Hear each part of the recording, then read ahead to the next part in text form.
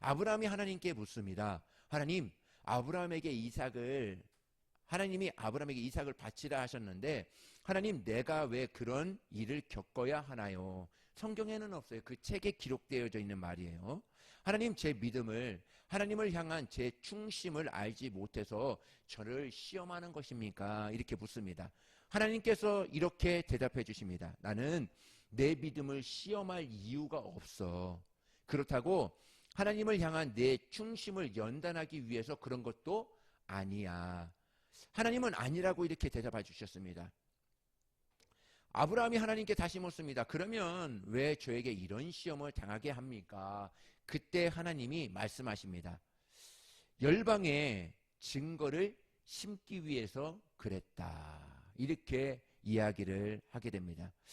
이것이 이삭을 바치라는 시험에 유대교 랍비의 그 책에 미드라시라는 그 책에 기록되어져 있는 그 내용입니다. 어떻게 보면 우리에게 시험당하는 그것은 우리를 연단하고 우리를 더 성숙해가는 그러한 좋은 우리에게 주신 시간일 수 있어요. 그런데 하나님의 입장에서 보면 너희들의 그러한 믿음과 연단을 통해서 열방의 증거 삼기 위하여 너희들 이 사람도 이렇게 하나님을 이겼어. 우리 주위에 우리가 옆에 있는 사람들을 보면 이러한 힘든 환경에서도 하나님을 의지하고 나아갔구나. 이것을 가르쳐주기 위해서 나를 본보기로 삼기 위해서 그렇게 하나님이 오늘의 이 환경을 오늘의 이 삶을 주관하고 계시다는 것이죠. 할렐루야. 이것이 하나님의 뜻이라는 것입니다. 우리도 마찬가지입니다. 하나님이 나를 왜 어려움에 많이 노출되어 있게 하셨는가? 모든 사람으로 하여금 너로 증거하려고, 너의 믿음을 통해서 더 다른 사람이 힘을 얻게 하려고, 열방의 증거를 삼으려고 너를 이 환경으로 하나님께서 주시는 거야. 그렇다고 해서 그것이 미워서 여러분에게 저와 주시는 환경일까요? 그것이 아니라는 것이죠. 사랑해서 열방의 증거를 삼기 위해서 저와 여러분들에게 주시는 거룩하고 복된 기회라고 하시는 것이죠. 여러분, 욥이 우리에게 주시는 은혜가 참 많은데 사탄이 욥을 시험합니다. 하나님이 허락하십니다. 그래서 사탄의 논리가 이렇습니다. 하나님이 사람에게 잘해줄 때는 사람이 하나님을 믿고 감사하기 때문에 그런 거야. 어려운 일이 생기면 하나님을 원망하고 하나님을 떠난다. 이게 사람이야. 이것이 마귀의 논리입니다. 하나님이 말씀합니다. 아니야. 그렇지 않은 사람도 있어. 그것이 바로 내가 사랑하는 욥이야. 사탄이 말도 안 되고 펄쩍펄쩍 뜁니다. 하나님이 그동안 잘해주셨기 때문에 그런 거지, 욥이 가지고 있는 것을 빼앗아 보십시오. 그러면 욥은 반드시 하나님을 배반할 것입니다. 다른 사람들과 똑같은 사람일 것입니다. 그렇게 이야기를 하게 됩니다. 그래서 욥이 시험당하는 것은 시험을 줍니다. 그래서 욥이 시험을 당하는 것은 하나님이 욥을 사랑해서 그런 거예요. 하나님 보세요. 하나님이 욥이 나를 얼마나 사랑하는가 한번 시험하라. 마귀에게 허락해 주신 거예요. 그 전제는 바로 뭐라고요? 욥이 나를 얼마나 사랑하는가. 저와 여러분에게 어려움을 당할 수 있는 그러한 시험이 우리에게 올 수 있는 것입니다. 올 때에는 두 번째 뭐라고요? 하나님이 나를 인정해 주셨기 때문에, 내 믿음을 인정해 저 사람에게는 건들지 마. 저 사람은 믿음이 약해. 아직은 어리기 때문에 저 사람에게는 내 사랑이 더 필요한 거야 하고 마귀를 딱 가로막았을 것입니다. 마귀가 했던 그런 모든 계획들 가로막았을 거예요. 근데 욥에게 허락하신 것이 있어요. 욥은 쟤는 정말 어렸을 적부터 저렇게 나를 신뢰하고 나를 의지하고 쟤만큼은 내가 믿어. 마귀야, 너가 어떠한 수단과 방법을 가지고 욥을 시험해봐. 욥이 넘어가는지. 절대로 안 넘어간다. 하나님이 욥을 인정해 주신 거죠. 하나님의 사랑이 있는 거죠. 욥의 욥이 하나님을 사랑한 것보다 하나님의 사랑이 그것을 허락해 주신 것이죠. 보십시오. 우리가 겪고 있는 이러한 시험과 이러한 환난 가운데에도 이런 하나님의 계획이, 하나님의 뜻이 있다는 것입니다. 하나님은 우리를 사랑하세요.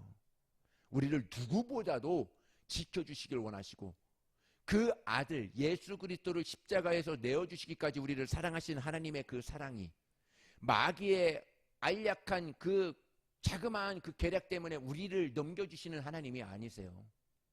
우리가 환난당하는 것은 하나님이 그만큼 우리를 믿고 계시고 우리를 그만큼 사랑하고 계시기 때문에 그러한 환경을 주신 것이죠. 왜 그렇다고요? 열방에 우리로 하여금 증거로 삼으시고자 하기 때문에 그렇다 말씀하신 것이죠. 보시죠. 우리가 똑같이 사단이 우리를 시험할 때 잘 되니까 감사하니까 교회 다니니까 그렇지 어려워져 봐. 고난 당해줘 봐. 입술로 부정하고 원망하고 불평하고 낙심하고 좌절할 거지 아니냐 하는 것이죠. 그러나 우리는 여기에 속아서는 안 됩니다. 우리가 거기에 있어서 대답해야 되는 시간이 있습니다. 우리가 환난 당할 때, 우리가 조금 어려움을 당하고 시험 당할 때 우리가 마귀에게 하고 싶은 말이 있어야 됩니다. 정말 내게 어떤 시험이 왔을 때 바로 마귀에게 이런 대답. 나는 하나님의 사람. 나는 하늘에 속한 사람. 또 하나는요. 오늘 본문의 제목입니다. 사나 죽으나 나는 예수님을 위하여. 할렐루야. 사나 죽으나 나는 예수님을 위하여 이 자리에 있는 거야. 이 말에 마귀가 이길 수 있을까요? 다시 시험을 줄 수 있을까요? 다시 어려움을 우리에게 줄 수 있을까요? 절대로 그렇지 않습니다. 사나 죽으나 나는 예수님을 위하여 오늘도 사는 거야. 너가 아무리 나를 골탕 먹이려 하고 어려움과 시험을 갖다 준다 할지라도 나는 넉넉히 이길 수 있는 것은 내가 죽어도 내가 살아도 예수님을 위하여 오늘 이제 그런 믿음이 나에게 있기 때문에 아무런 상관이 없다. 그런 고백이 오늘의 모든 삶을 넉넉히 이겨낼 수 있다는 것이죠. 구세군에 탁월한 여자 리더가 있습니다. 그는 구세군의 창시자 윌리엄 부스의 딸입니다. 그가 자기 신앙 때문에 스위스에 있는 감옥에 갇히게 됩니다. 그때 그가 고백했던 말이 있어요.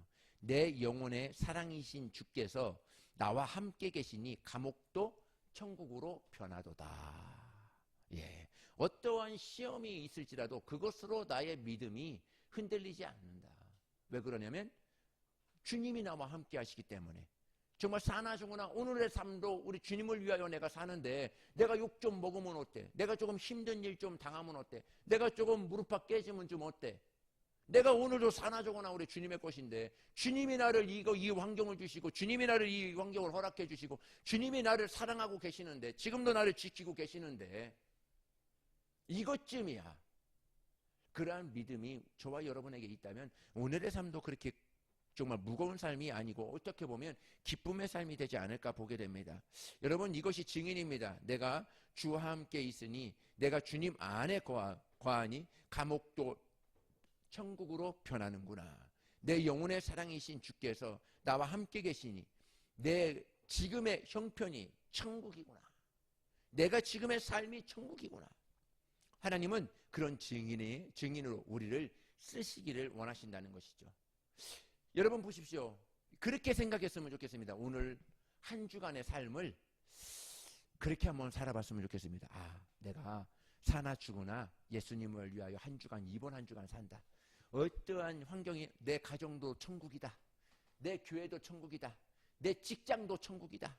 내 사역도 천국이고 내 학교도 천국이다. 하나님이 함께 계시니 하나님이 나와 함께 계시고 하나님이 그 환경을 허락해 주셨으니 그곳이 바로 천국이다. 그것을 내 마음에 결단하고 내 마음에 믿고 오늘의 삶을 한번 살아보십시오. 그러면 여러분의 오는 모든 삶도 어떻게 보면 정말 감사할 조건이 생기고요. 정말 하나님의 은혜가 그 삶 가운데 막 이렇게 넘치지 않을까 이렇게 보게 됩니다. 한국교회 성도들은 전 세계 어느 나라 기독교인들보다 성경을 많이 읽고 설교를 하나님의 말씀을 많이 듣는다고 합니다. 우리 한국교회처럼 이렇게 잘 모이는 교회들도 없다고 그래요. 정말 기도 모임 있고 새벽 기도하는 데가 어디 있어요? 거의 한국밖에 없잖아요.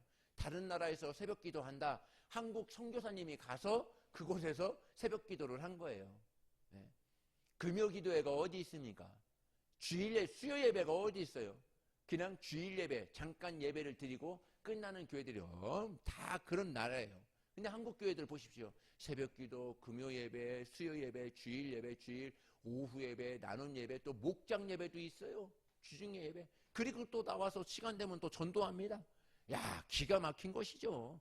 우리나라처럼 이렇게 열심히 모이고 열심히 정말 사역하는 데가 없습니다. 그런데 한국교회 성도님이 주님의 주시는 말씀을 그렇게 많이 듣는데 말씀대로 사는가에 대해서 우리 스스로 심각하게 보아야 된다는 것이죠. 환경은 그런데 그렇게 많이 읽고 그렇게 주의 일을 한다고 그러고 그렇게 성경을 많이 읽는데 말씀을 많이 듣는 것으로 그치면 무엇이라고 성경은 이야기하냐면 모래 위에 짓는 집이라 이렇게 이야기를 하게 됩니다. 여러분, 이것이 얼마나 두려운 일인지 아십니까? 나는 열심히 지었어. 나의 믿음은 정말 이제까지 몇십 년 동안 내가 열심히 해왔어. 그리고 나는 또 정말 믿음의 가정에서 믿음의 부모 밑에서 내가 태어날 때부터 모태신앙이야 하고 여태까지 왔어요. 근데 어느 한 풍파가 옵니다. 어느 한 그러한 관계를 통해서 어떠한 사역을 통해서 시험거리가 옵니다. 그때 믿음을 다 빼앗겨버려요. 그게 아니죠. 그것을 바로 모래 위에 지은 집이라 하는 것이죠. 우리는 반석 위에 지어야 됩니다. 반석 위에는 어떻게 지을까? 그 말씀에 오늘도 행함을 통해서 순종을 통해서 내 믿음의 집을 반석 위에 짓는다 하는 것입니다. 할렐루야. 예, 말씀을 들으면 그것은 기둥이 없어요. 그것을 세울 수 있는 기둥이 없어요. 말씀을 들으면 왜 그러죠? 귀만 커진다고, 머리만 커진다고 그러죠. 머리만 커지면 어떻습니까? 남을 비판하게 돼요. 남을 정죄하게 됩니다. 넌 왜 이것 때문에 너 기도 안 해서 그렇잖아. 너 그럴 줄 알았어. 그렇게 하죠. 그것은 말씀을 듣기는 들어요. 순종이 없기 때문에 그런 거예요. 근데 그 말씀을 그 다른 사람에게 적용시키는 것이 아니라 내게 적용시키는 것이죠. 그 사람이 이 일을 못하는 것에 대해서는 분명한 이유가 있겠지. 그것을 권면해 줄 수 있습니다. 사랑으로. 그러나 우리가 그것을 그렇게 판단하고 결정한 일은 아니라는 것이죠. 중요한 것은 내가 먼저 말씀에 순종하고 있느냐. 순종할 때 내 믿음의 집이 반석 위에 지어져 가고 있다 하는 것이죠. 하나님의 말씀대로 살면 복받고 세상 방식대로 살면 망한다. 머리로는 잘 알고 있습니다. 왜요? 어릴 때부터 많이 들었고 우리가 몇십 년 신앙생활 하면서 그렇게 들어왔기 때문에 그렇습니다. 그런데 마음으로 믿지만 반대로 생각할 때가 많이 있습니다. 하나님의 말씀대로 살면 바보 취급받아. 세상의 방법대로 살아야지. 마음에 그렇게 믿고 있다는 거예요. 그렇지 않습니다. 하나님의 말씀대로 살았는데 하나님의 말씀대로 했는데 순종했는데 안 됐잖아요. 그거는 두 가지예요. 하나님이 허락이 아직 안 됐다든지 아니면 내 욕심이 있다든지 아니면 정말 그것을 통해서 하나님이 나에게 주시고자 하시는 그 하나님의 그 은혜가 있다. 또 한 가지는 내가 확실히 하나님의 말씀에 순종을 안 했든지 정말 명확하게 정말 정확하게 하나님의 말씀이 이렇다. 그러면 내가 그렇게 살려고 그렇게 하나라도 불순종하지 않고 그 말씀대로 내가 살려고 했다면 성공 안 할 사람이 없어요. 분명히 문제가 그 안에 있기 때문에 그런 것이죠. 저는 그렇게 믿습니다. 어느 교회는 이런 교회가 있다고 그래요. 참 희한한 교회죠. 나는 죽고 예수로 사는 십자가의 복음을 전하였다고 해서 목사가 쫓겨난 교회도 있대요. 담임 목사가. 교인들이 너무너무 싫어한대요. 나는 죽고 예수만 사는. 그리고 십자가의 복음을 전한다고. 정말 이 땅에 있어서 복을 받고 은혜를 끼치고 정말 사람의 삶이 윤택하게 그렇게 가르치는 것이 아니라 헌신해야 되고 봉사해야 되고 정말 우리의 것을 다 하나님 앞에 드려야 되고 그렇다고 해서 쫓겨난 목사님도 있다고 그래요. 하나님의 말씀대로 전하고 그대로 살자고 하는데 화를 내는 거예요. 그런 교회도 있다고 합니다. 원수를 사랑하라. 여러분에게는 달리 들리십니까? 달게 들리십니까? 아니면 마음이 불편하게 들리십니까? 원수를 사랑하라 했을 때 어떻게 마음이 들리게 됩니까? 작가 정연희 씨가 쓴 원수사랑이라는 시 내용 보면은 원수를 사랑하라, 원수를 사랑하여라. 무슨 말씀입니까? 주여 내 하나님이여 이 무슨 말씀입니까? 내게는 그리도 엄격하면서 어찌 원수에게 그리 관대하십니까? 보아라, 내가 원수와 똑같은 얼굴이 되는 것을 나는 참을 수 없기 때문에 너는 원수를 사랑하라. 이렇게 원수사랑이라는 시를 한번 보게 되었습니다. 그렇습니다. 남들이 이러니까 나도 그러면 되지. 믿음의 교회에서도 그렇습니다. 저분도 그러니까 나도 이래도 되겠지? 하고 그렇게 초점을 맞출 때가 있습니다. 우리는 어느 한 권사나 장로나 옆에 있는 집사님들의 그러한 믿음에 우리의 믿음을 초점을 맞춰서는 안 돼요. 우리는 예수님을 바라봐야 됩니다. 예수님께 나의 믿음을 초점을 바라봐야 되죠. 그래서 그 사람이 그렇게 미워하고 그런 말을 했다고 그러다가 똑같이 했느냐? 절대로 그럴 수가 없다는 것이죠. 우리가 어떻게 보면 저 사람들보다 저 사람들 같지 않게 하려고 원수를 더 사랑하라, 더 위로하라, 더 격려해라, 기도해 주어라 하는 것이죠. 원수를 사랑하는 데에는 뜻이 있습니다. 그런데 그 말을 듣기를 그렇게 싫어합니다. 우리가 하나님의 말씀을 알고도 지키지 않는 것이 얼마나 많는가 한번 생각해 보아야 된다는 것입니다. 항상 기뻐하라, 범사에 감사하라, 쉬지 말고 기도하라, 고난을 두려워하지 말라. 우리가 정말 몰라서 그렇게 사는 것이 아닙니다. 다 은혜 받았다고 정말 귀한 말씀인 줄 압니다. 중요한 것은 우리의 마음의 태도지요. 우리 마음의 믿음입니다. 우리가 어떻게 이 말씀을 우리 삶 가운데 실행하느냐, 그 말씀대로 오늘도 순종하며 사느냐. 오늘 제목입니다. 사나 죽으나 예수님을 위하여. 오늘 산다면 우리가 다 할 수 있지 않겠습니까? 다 넘어갈 수 있지 않겠습니까? 어느 두 분의 목사님이 만나서 대화를 하는데 어느 한 목사님이 만날 때마다 그렇게 불평하다라는 것입니다. 이것이 문제고 저것이 문제고 듣다 못해 한마디 했다고 합니다. 목사님, 하나님이 안 계신 것을 하나님을 안 믿지요. 그렇게 이야기를 했다고 합니다. 그렇게 이야기를 하니까 불평했던 목사님이 고개를 쭉 떨구시더라는 것이죠. 어찌 그렇게 불평이 많이 나오는지요. 어떻게 하나님을 믿는 사람이라면 이 사람 탓, 저 사람 탓, 저 환경 탓 때문에 저것 때문에 안 된다고 그렇게 말만 하느냐, 이거냐는 것이죠. 우리가 하나님의 말씀을 사모하고 은혜 받기를 갈망하는 것 같아도 정말 사실 헛것일 경우가 많다는 것입니다. 말씀은 아는 데서 끝나는 것이 아니라 그러면 모래 위에 짓는 집이 될 것입니다. 좋은 말씀 많이 듣고 좋은 설교 많이 듣는 것이 굉장히 중요합니다. 왜 그러냐면 들어야 그것이 믿음이 되기 때문에 그래요. 더 중요한 것은 그 말씀을 오늘도 삶을 통하여 내가 순종함으로 내가 사느냐. 그것이 우리에게는 중요하다는 것입니다.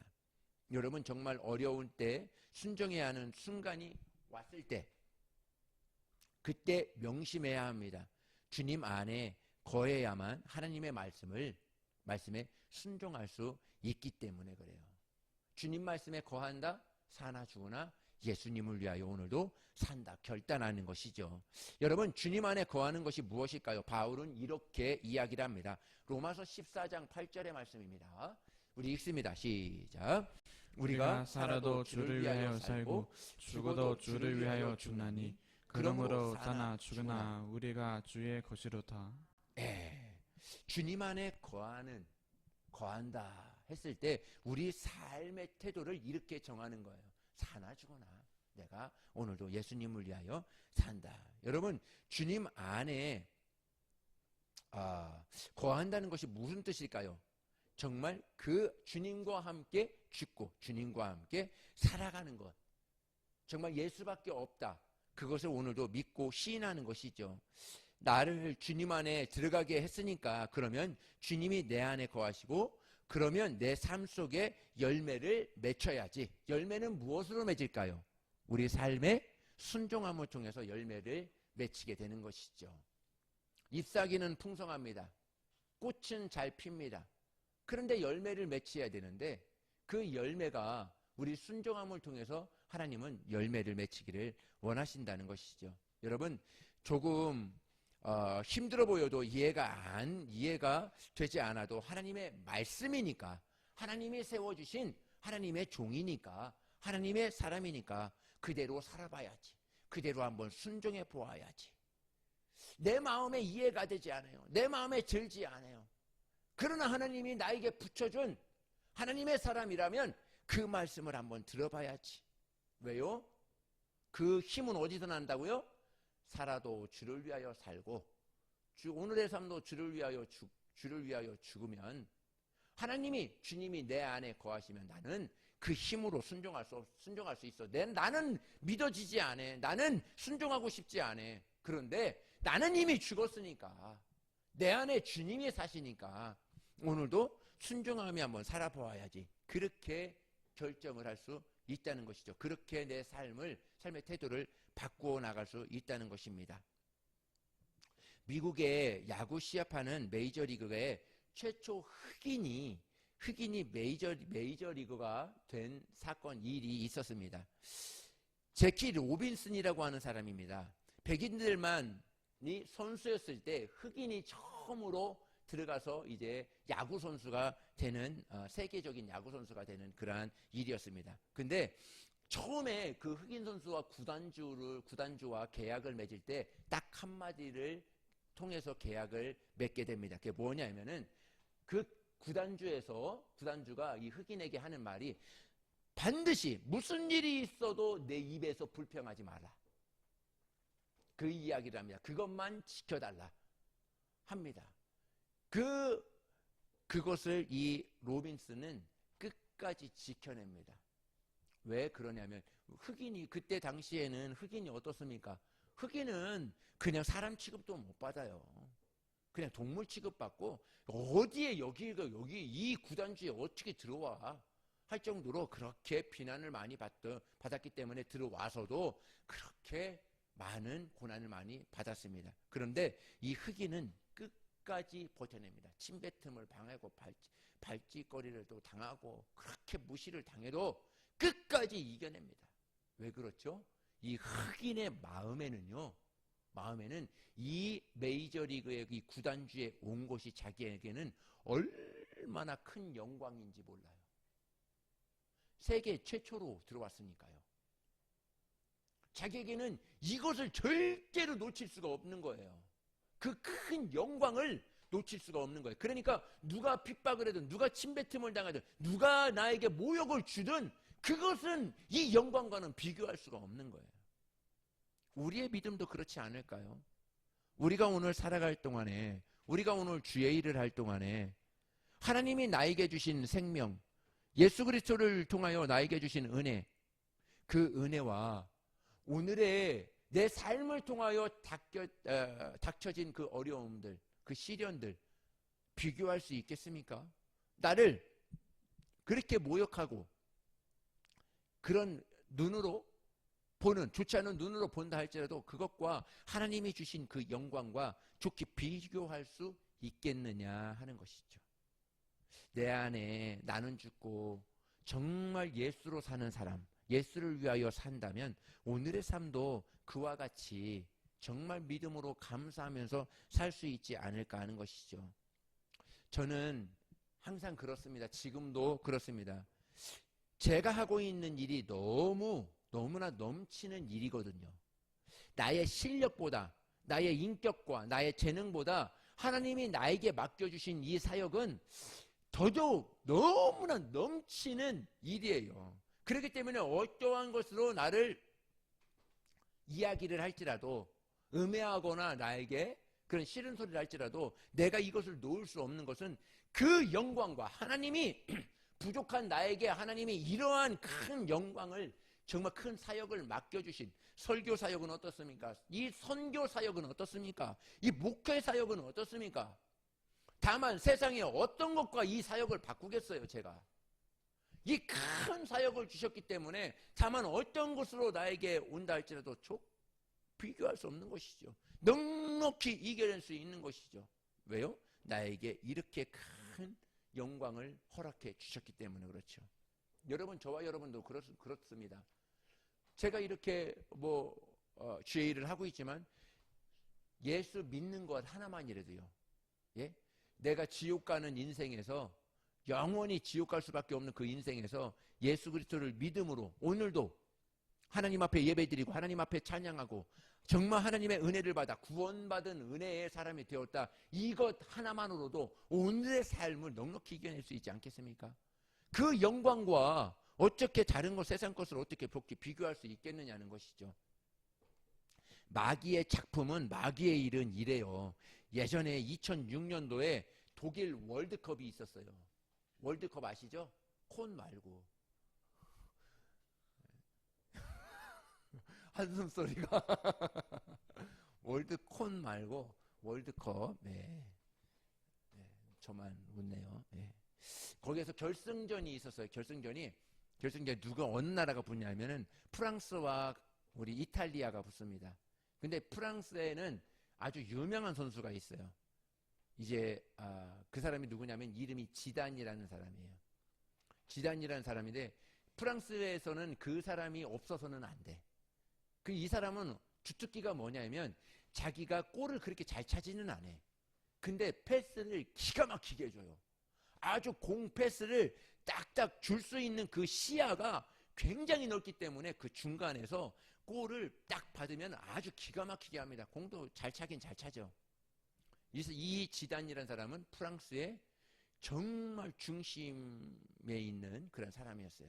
근데 이탈리아에 어떤 사건이 있었냐면 이탈리아 한 수비수에게 딱 이제 맞닥뜨린 거예요. 근데 이 수비수가 이 지단이 너무 잘 차니까, 너무 이게 잘하니까 옷을 잡고 늘어진 거예요. 늘어져서 반칙을 한 거예요. 반칙을 했는데 지단이 가면서, 야, 내 옷이 필요하면 내가 이 경기 끝나고 줄게, 나한테 와라. 그렇게 농담을 한 거예요. 농담을 하니까 이 이탈리아 이 선수가 비난을 한 거죠. 아니야, 나는 네 옷을 원한 게 아니라 내 누이, 창녀 같은 내 누이를 원해. 이렇게 이야기를 한 겁니다. 그러니까 지단이 어떻겠어요? 뿔이 화가 이렇게 난 거죠. 이렇게 나가지고 그 당시에 이제 많이 이제 화제가 됐었어요. 너무 화가 나니까 그 선수가 딱 일어날 때 머리로 가슴을 들여봤습니다. 그래서 그냥 꽉 들여봤습니다. 그래서 지단과 그 반칙한 선수와 동반 퇴장을 당하게 돼요. 그래서 프랑스가 그 경기에, 월드컵에 지게 됩니다. 자, 여기서 교훈이 하나 얻게 돼요. 이 수비수는 그렇게 이름이 있는 수비수가 아니에요. 말단입니다. 모르는 수비수예요. 마귀의 전략은 바로 그렇다는 거예요. 아주 교회에서도 정말 힘있고 중심이고 정말 꼭 필요한 사람들을 우리 다 모여주신 것 아니겠습니까? 모여주셨는데 하찮은 마귀의 계략, 정말 하찮은 마귀의 계략 그 하나로 인해서 그 중심이 되는, 그 팀을 이뤄가는, 그 교회를 이뤄가는 그 사람을 동반 탈락하게 만들어 버린다니까. 이것이 마귀의 전략이라는 거예요. 여기에 속아서는 안 된다는 것입니다. 내 마음과 내 생각을 빼앗겨서는 안 된다는 것입니다. 그런 거예요. 우리 삶에 있어서 무엇이 중요한가? 무엇이 그렇게 중요한가? 입는 거? 사는 거? 중요할 수 있죠. 좋은 거 입고 좋은 데 살면 얼마나 감사해요. 좋죠. 그런데 삶에 있어서는 그렇게 그것이 내 영혼을 보아서는 그렇게 중요한 것이 아니에요. 우리가 중요하게 여기는 것은 내 마음을 지켜야 되는 것입니다. 내 생각을 지키는 거예요. 뭐라고요? 사나 죽으나 내가 오늘 예수님을 위하여 산다. 내 안에 예수님이 계시니 내가 오늘도 무엇이 그렇게 두렵고 무엇이 그렇게 속상한가? 내 안에 예수님이면 충분한데, 예수님이 나와 함께 하시는 거 그거 하나만으로도 내가 오늘 충분한데, 그렇게 오늘의 마음을 간다면 오늘 그렇게 문제될 게 없다는 것이죠. 그리고 또 열매로 내 삶에 그렇게 순종함으로 하나님 앞에 열매로 드리는 것이죠. 오늘 본문의 14장에 보면요, 그 당시 교인들이 사이에 분란이 있었다는 그런 말씀의 그런 주제입니다. 무슨 분란이냐면 음식 때문에, 먹는 음식 때문에 분란이에요. 믿음 있는 사람과 믿음이 약한 사람이 서로 다투는 것입니다. 그때 당시에 푸주간에 고기를 사서 먹는 문제인데, 그 교인들이 사이에 그 푸주간에서 사서 먹는 고기에 대한 논란이 있었던 거예요. 믿음이 강한 사람은 그냥 고기를 사서 먹으면 되지, 그것이 무슨 문제가 있냐. 그런데 믿음이 약한 사람은 아니야, 푸주간의 고기는 대부분 우상에게 절하고 제물로 바쳤던 고기이기 때문에 그것은 먹으면 안 돼. 여러분 어떻습니까? 믿음이 강한 사람은 무슨 문제야? 우리는 예수 그리스도 안에서 자유하게 되었고, 마가복음 7장 19절에 보니까 모든 음식은 깨끗하다, 감사로 먹으면 된다, 기도하며 먹으면 된다, 이렇게 하지 않았냐. 그러니 예수 그리스도 안에 있는 모든 음식은 기도하고 먹으면 다 깨끗한 음식이 될 수 있어. 여러분, 이 사람들 중에 여러분은 어떻게 생각해요? 어떻게 이 음식을 먹어야 돼, 말아야 돼? 이걸 어떻게 해야 돼? 저는 사실은 예전에 청년 때 그렇고, 이제 좀 있을 때도 어디죠? 장례식장에서 음식을 못 먹었어요. 사실은 못 먹었는데 몇 가지가 있죠. 좀 많이 또 깨름직도 하고 여러 가지 생각이 많이 이렇게 들었어요. 그래서 장례식에서 음식을 못 먹겠더라고요, 진짜. 그래서 내 학부 때까지도 못 먹었을걸요. 못 먹었어요. 그냥 가서 그냥 음료수만 하나 먹고 그냥 잠깐 인사하고 그냥 미안하니까 그냥 나오고 이렇게 그랬다고요. 근데 어느 때부터 먹게 됐습니다. 그것이 뭐냐면 전도하기 위해서, 또 주님을 위해서라면 이거 못 먹겠느냐, 이렇게 이제 마음을 먹게 되는 것이죠. 예수님을 위해서라면, 예수님을 위하여 죽는다며? 그런데 이거 못 먹어? 이렇게 이제 마음을 그렇게 먹게 되더라고요. 그래서 그때부터 이렇게 먹게 됐습니다. 고린도전서 8장을 한번 보니까요, 이렇게 말합니다. 우리 같이 읽을까요? 시작. 그러므로 우상 제물을 먹는 일에 대하여는 우리가 우상은 세상에 아무것도 아니면 또한 하나님은 한 분 밖에 없는 줄 아노라. 비록 하늘이나 땅에나 신이라 불리는 자가 있어 많은 신과 많은 주가 있으나, 그러나 우리에게는 한 하나님 곧 아버지가 계시니 만물이 그에게서 났고 우리도 그를 위하여 있고, 또한 한 주 예수 그리스도께서 계시니 만물이 그로 말미암고 우리도 그로 말미암아 이르니라. 아멘. 이 서두에 보면요, 뭐라고 그러냐면은, 그러므로 우상의 제물을 먹는 일에 대하여 이렇게 이야기를 하세요. 그런데 이 성경 오늘 요 이야기를 들어보면 어때요? 먹으라, 먹지 말라. 네? 명확하게 써 있습니까? 명확하게 안 써 있어요. 너 이 음식 먹어, 이 음식은 먹지 마, 이렇게 명확하게 쓰여 있지 않아요. 여기서 바로 뭐라고 그래야 되냐면은 정말 모든 신은 살았어, 죽었어? 죽었잖아. 그 우상, 그 신들 살아있어, 죽었어? 그 얘기를 하는 거예요. 죽었지 않냐? 우리가 믿는 하나님은 살아계신 하나님이지 않냐? 그렇기 때문에 그 음식에 대해서는 이렇다 저렇다 이야기를 하지 않습니다. 우상은 실존이 아니라 우상에게 바친 제물이라 해서, 음식이라 해서 그 음식이 더럽혀질 수 있다 없다? 없다. 이렇게 이야기를 합니다. 그렇다는 말을 믿어지는 사람은 믿음이 강한 사람이다. 이렇게 이야기하는 거죠. 이 음식에 우상에게 바쳐졌던 무슨 상관이 있어? 하나님께 감사하고 먹으면 되지. 이런 사람이 있다는 거예요. 반대로 이 음식은 제사했는데, 이 음식은 귀신에게 바쳐졌는데 이 음식을 먹으면 하나님이 기뻐하시지 않아. 이렇게 이것을 믿음이 약한 사람이다. 이렇게 우리 고린도전서에는 이야기를 하고 있는 거예요. 그러나 바울은 이렇게 말합니다. 고기를, 오늘 이렇게 말하는 거예요. 고기를 먹지 말자고 하는 사람도, 고기를 먹어도 상관이 없다고 하는 사람도 다 신앙생활을 하고 예수님을 믿는 사람들이 아니냐 하는 것이죠. 그러니 더 이상 이런 문제를 가지고 싸우지 마라.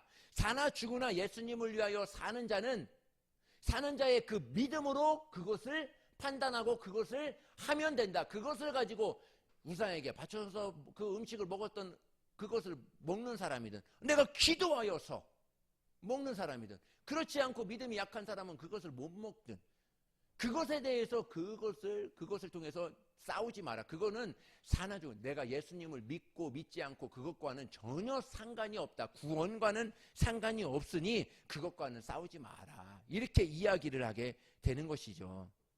여러분, 그렇습니다. 우리가 같이 교회에서 일을 하고 같이 사역을 할 때가 있어요. 사역을 할 때 있는데 그때 마음이 안 맞을 때가 있어요. 마음이 안 맞을 때, 그때 그것이 무엇이 문제인지 아십니까? 마음이 안 맞는 것이 문제가 아니라 내 자존심을 건드렸다는 거거든요. 내가 자존심이 손상되었다는 것이거든요. 그러니까 기분이 나쁜 거예요. 보세요.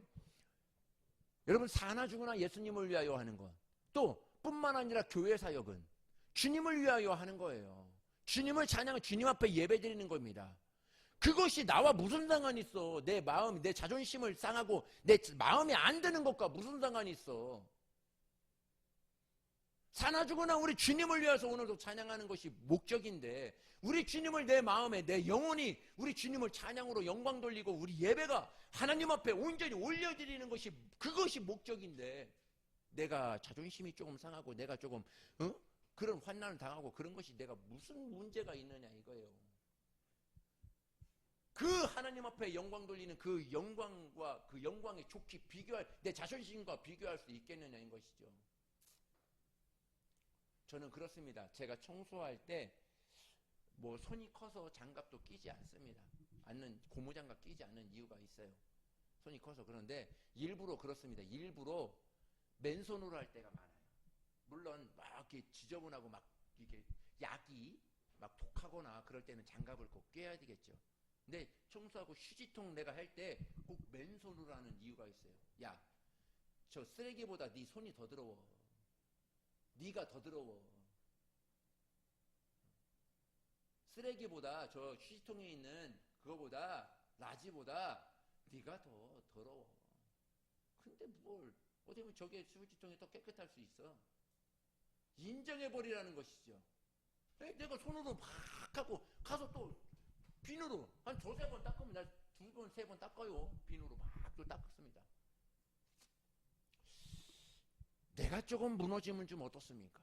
내가 자존심이 조금 무너지고 내가 조금 안 되는 게 있으면 어때요? 하나님의 일이 성공된다면 하는 거죠. 안 그렇습니까? 하나님의 일이 성공되고 하나님이 그렇게 해서 받으시겠다는데 내 자존심, 내 생각, 내 계획이 조금 무너지면 좀 어떻습니까? 우리는 정말 우리 주 예수님, 사나 죽으나 우리 예수님을 위하여, 우리 주님을 위하여 살았으면 좋겠습니다. 우리 하나 더 하고 마치도록 할 텐데요. 어느 장로님이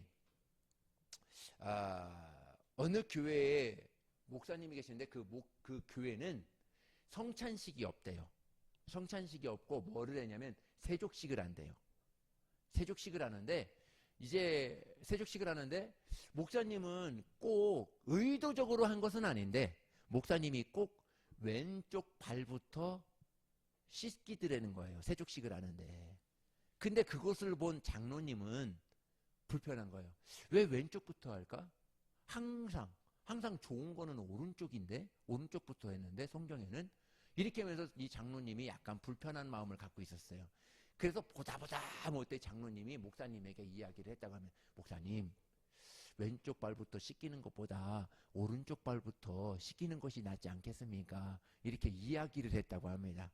이 목사님이 듣더니 뭐 그럴 수도 있지 해서 이렇게 잘 끝났는데 다시 세족식 하는 날이 되어서 세족식을 하는데 목사님이 또 습관이 되고 이제 또 뭐 이렇게 하셨는지 왼쪽 발을부터 또 씻기더라는 거예요. 그래서 이 장로님이 하도 이제 그것 가지고 교회에 분란이 난 거예요. 목사님은 왜 왼쪽부터 씻겨가지고 하나님의 성경에는 그렇게 쓰여있지도 않았는데 오른쪽 좋은 것부터 오른편에 있는 왼편은 강도고 이렇게 그것으로 막 이제 분란이 난 거예요. 그래서 장로파 목사님 바로 이렇게 분란이 난 거예요. 나중에는 어떠냐면 나중에는 장로님 파가 나와서 개척을 이렇게 했습니다. 문제가 바로 뭐 때문에 개척한 거예요? 세족식 때문에 왼발부터 씻겼다고? 이제 그렇게 하나님 편에 봤을 때 뭐 개척했으니까 뭐 또 교회가 하나 더 세웠으니까 뭐 좋을 수도 있을 것 같아요. 우리가 생각했을 때. 근데 더 과간인 것은 교회 이름이 뭔 줄 알아요? 오른쪽 발교회. 참 웃지 못할 참 희한한 것도 있습니다. 그렇습니다. 교회 이렇게 섬기고 이렇게 하다 보면 뜻하지 않게 뭐 그렇죠. 여러분들도 다 들었을걸요. 교회 강단을 지금은 이렇게 하지만 옛날에는 카펫으로 했잖아요. 카펫으로 이제 빨간 거 예수님의 보혈 빨간 거 했는데 이제 또 목사님이 이제 새롭게 한다고 그래서 초록으로 푸른 초장 해가지고 초록 색깔로 싹 했는데 왜 초록으로 했냐고. 그거 예수님의 보혈이 막 흘러 넘치는 그것으로 해야지. 그것 때문에 또 싸워가지고 분란이 나가지고 막 교회도 막 떠나고 반 이상이 떠나고 막 그랬다고 그러잖아요. 아니, 예? 뭐 반찬 때문에 그렇고 뭐 청소 때문에 그렇고 아니 그것과 이것과 무슨 상관이에요. 내가 예수님 믿고 오늘도 내가 교회 와서 하나님을 섬기고 하나님 앞에 예배드리는 것과 바로 그것과 이거 뭐 빨간색이면 어떻고 초록색이면 어떻고 회색이면 어떻고 나는 분홍색이 좋대. 분홍색이면 어떻고 어떻습니까? 정말 아름답게 예쁘게 하나님 앞에 예배드리는 모든 사람들이 정말 하나님의 드릴 수 있는 최적의 그런 환경을 딱 만들어서 하나님 앞에 예배드리려고 하는 그런 마음이 된다면 하나님을 위해서 오늘도 준비하고 한다면 하나님을 위해서 한다면 내 마음에 못 들으면 어때요? 안 들으면 어때요? 다른 사람이 좋다는데 그런 거예요. 우리는 그런 마음으로 정말 주의 하나님 앞에 나아갔으면 좋겠습니다. 정말 우리 직장 생활을 할 때에도 그렇습니다. 마지막으로 말씀드리고 마칠 텐데요. 골로새서 간단하게 말씀드리고 마치겠습니다. 골로새 3장 22절 말씀입니다. 우리 읽겠습니다. 시작. 손들어 모든 일에 육신의 선전들에게 순종하되 사람을 기쁘게 하는 자와 같이 눈가림만 하지 말고 오직 주를 두려워하여 성실한 마음으로 하라. 무슨 일을 하든지 마음을 다하여 주께 하듯 하고 사람에게 하듯 하지 말라. 이는 기업의 상을 주께 받을 줄 아노니 너희는 주 그리스도를 숨기느니라. 보의를 행하는 자는 보의의 벌을 받으리니 주는 사람을 외모로 취하심이 오느니라. 너희는 그리스도의 마음을 가지고 해라. 이거는 바로 뭐냐면 직장 다니나 우리가 주의 일 할 때도 똑같습니다. 제가 늘 우리 아이들에게 하는 말이 있어요. 목사님하고 같이 청소할 때와 목사님이 없을 때 청소할 때 어떻게 알아? 목사님이 없을 때 더 깨끗이 더 잘 정리정돈하라 그렇게 이야기를 합니다. 뭐냐면 목사님이 있으니까 하고 목사님이 없으니까 그렇게 하면 그것은 너희에게는 그렇게 유익이 되지 않아. 왜 그러냐면 너희에게는 그러한 마음, 나를 잘 보이게 하기 위해서가 아니라 하나님을 잘 보이기 위해서, 하나님께 잘 보이게 하기 위해서. 하나님, 나 오늘 청소합니다. 막 하면서 찬양 부르면서 구석구석 이렇게 하는 것이죠. 내가 전도할 때에도 그렇습니다. 내가 전도할 때도 나가기 싫은데 오늘 날씨 엄청 더운데 그렇게 합니까? 그렇지 않아요. 어떻게 하든지 막 나가서 막 전도하고 나가서 막 복음을 전하고. 왜죠? 무슨 마음이 있기 때문에? 내 안에 그리스도의 마음이 있기 때문에. 사나 죽으나 주를 위해서. 그래서 내가 할 때도 무엇을 할지라도 그렇게 하는 것입니다. 종들에게 이야기합니다. 눈가림으로 하지 마라. 눈가림으로 상사가 있으면 잘하고 상사에게 막 그렇게 하지 마라. 누구에게 대하듯 하라? 하나님께 하듯 상사를 섬겨라 하는 것이죠. 주인에게 이야기합니다. 주인에게도 이야기해요. 골로새서 4장 1절에 보니까 제가 읽을게요. 상전들아, 의와 공평을 종들에게 베풀지니 너희에게도 하늘에 상전이 계심을 알라. 이렇게 이야기합니다. 상전들에게 있는 거예요. 상전들, 너가 맨 위에 있는 것이 아니라 너 위에 하나님이 계시잖아. 하나님께 섬기듯이 너도 하나님 밑에 있으니 너도 종들을 잘 섬겨라 하고 상전들에게도 이야기를 하게 되는 것이죠. 그렇습니다. 우리의 삶 가운데 우리가 어디에 어느 환경에 있든지 우리의 삶에 있어서 하나님 앞에, 내 하나님 앞에 서 있다면, 또 하나님과 함께하고 있다면, 아니 내가 사나 죽으나 오늘도 예수님을 위하여 살겠습니다 이렇게 결단하고 오늘의 삶을 산다면, 오늘의 삶에 있어서 일어나는 문제들은 그렇게 나와는 연관이 깊은 그러한 일들과 사건들이 아닐 것입니다. 정말 그 안에서 우리가 높아져 있는 생각, 높아져 있는 마음을 한 단계 쭉 하고 한숨을 한번 깊이 한번 쉬어보고 하고 긴장해 있던 모든 것들을 다 한번 내려놓고 그 사람을 바라보면 다르게 보일걸요. 그 환경을 바라보면 다르게 보일 것입니다. 그것이 바로 뭐냐면 하나님이 나의 마음을 주관하고 계시다는 증거예요. 그럴 때 모든 일에 있어서 순종함으로 열매가 나타나게 될 것입니다. 여러분 모두에게 이러한 은혜가 있기를 예수님의 이름으로 축복합니다. 예, 기도하겠습니다.